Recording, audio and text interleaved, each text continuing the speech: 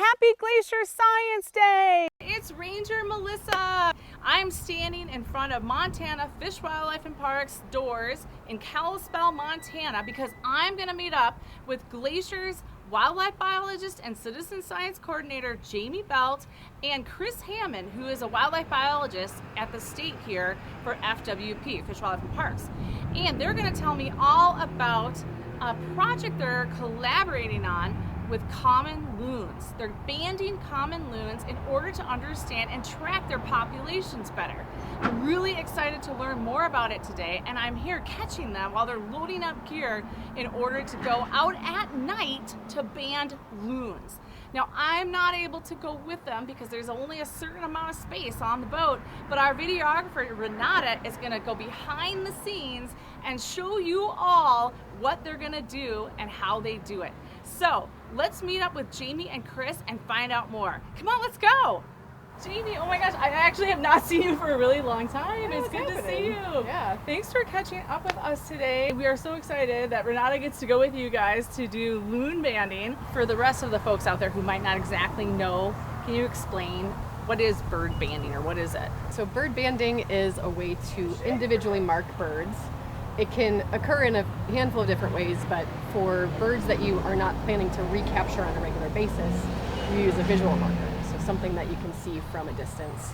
Banding allows us to look at survival, turnover of territories, dispersal, so knowing where our young loons are going to find their own lake to breed. So we are in a state where common loons, are considered a species of special concern. The reason for that is that while their population numbers appear to be remaining somewhat steady, they're at a level where it requires constant management to make sure that they persist and that their habitat is protected so that they can successfully breed. So we have about 60 to 70 pairs of loons across the entire state. Oh, in the state of Montana. Yeah. That's it. That's it. Wow. And then in Glacier, we have about 16 to 17 pairs on average each year that are breeding pairs, we think, and about 6 up to 8 chicks per year. That's it? Oh, 6 to 8 chicks So in 1 million Glacier. acre national park, heavily protected, and we're counting on each of those 6 chicks to persist and carry the population forward. That's a lot of pressure. Yeah, for a tiny little chick. Yeah. There's a collaboration going on between Glacier National Park and the state of Montana, so I'm guessing that's why we're at Montana Fish, Wildlife, and Parks today. Yeah, so we are all part of the Common Loon working group. So the state, both DNRC and Montana Fish, Wildlife, and Parks are part of that. The Forest Service, U.S. Fish and Wildlife Service, Oh, okay. Wow. some nonprofit organizations, the tribes. And the goal of that is to look at the whole population. So we really can't say very much about the population of Glacier just by itself because it's connected. And we're gonna meet up with Chris Hammond, who kind of was one of the people who instigated that plan and has been working on this for many years. Is that right? That's right. Awesome. So, and he's out loading, he's putting your equipment in the truck, right, that you're going to use tonight for banding. So I'm excited to talk to Chris and learn more about the history of this and what the state is doing, their overall picture to save common loons.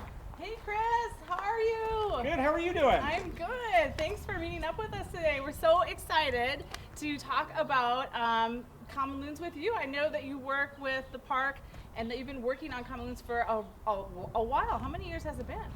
Well, that gives away my age, but I Sorry. probably have been 20 years with Common years. Loons. Oh my gosh, just in Northwest Montana. Just in Northwest Montana. I mean, Common Loons are one of the coolest birds I know of, and again, I'm probably slightly biased, but they're a very large bird and they're very specialized for the environments that they live in. And so they are a water bird, and so really the only time you see this bird on land is when they're nesting. And so they live a very long time, and so they can live over 30 years. Wow, 30 of age. years. Yeah, so it's not like a mallard or a goose that live for a much shorter time and have a lot of goslings or ducklings. These birds actually have 1 to 2 chicks per year. And that's it. That's it. Wow. Yes. Okay. By doing the work that Jami talked about the banding, what we learned from a lot of that information is the survival of adults and the survival of chicks. And so, you find out different things. And so, like, we find that survival for our adult loons is about 5 to 7% actually lower than elsewhere. And so those things help us adjust what we do for management. Okay. And so we can do things and tweak things by having this type of information. Yeah, what is this for anyway, by this little fake loon here? So this loon decoy and the chick decoy are actually used for diurnal trapping is what we use it for mostly. In the day. Yes, in the day. And then what this does is loons are very territorial. And so if you put this bird in the water with a chick or just the bird with a decoy and play calls, they'll actually approach it very quickly and come after the decoy. Wow. And you've seen that? Oh, I have seen it, yes. Wow, that's pretty cool. That would be neat to see. But at night you wouldn't use that because they can't see it. No, at night though, we work based off of the whole territorial nature of these birds. And so we use different methods to catch them at that point. We actually use a spotlight and we can play calls that mimic the other loons. And the territorial bird will actually approach the light at that point where you can use one of the nets like we loaded in the truck and actually dip it and catch it. No way. So you're taking one of those nets and just, wow. Yeah. And Renata's maybe going to see this when she goes out with him? Yeah, depending on Jami's skills. I know she'll do well. Thanks everyone for joining us. Jami, Chris, have a great night and stay tuned, folks. See what happens tonight at loon banding. All right, thanks everybody. Oh, you know? Yellowstone doesn't let us. How far are we going? I can just hand carry. Yellowstone. Like the Beckler region in southwestern Yellowstone Hall. Eat program, just start spraying it. Oh, hold on, my hat fell off. Jami has no shoes on, by the way.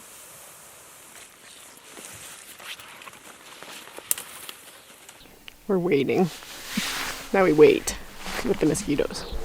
What are we doing out here? Waiting to get that damn loon. Waiting for the moon to go down. Hopefully they won't be quite as spooky. It'd be nice if they could just stay on this side. Started, you kind of have to catch the creep in.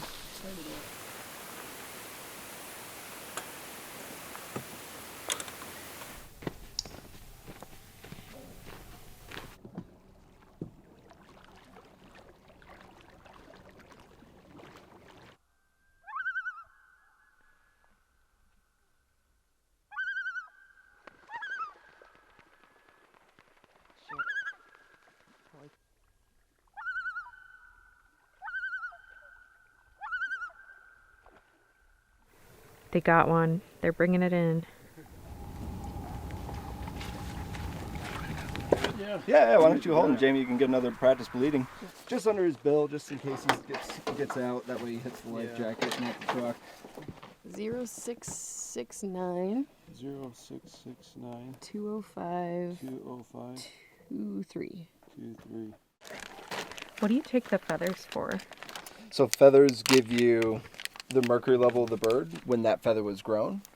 This bird grew in his this breeding plumage on the wintering grounds, and it gives you more of a long-term mercury burden.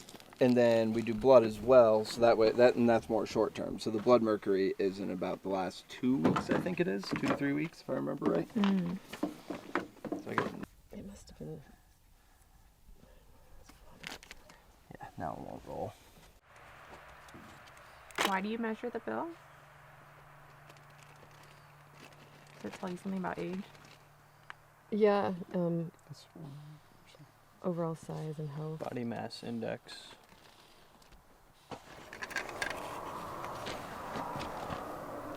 Okay. 5,100? Yeah. Yeah. Can you say that again? 5,100. 5,100.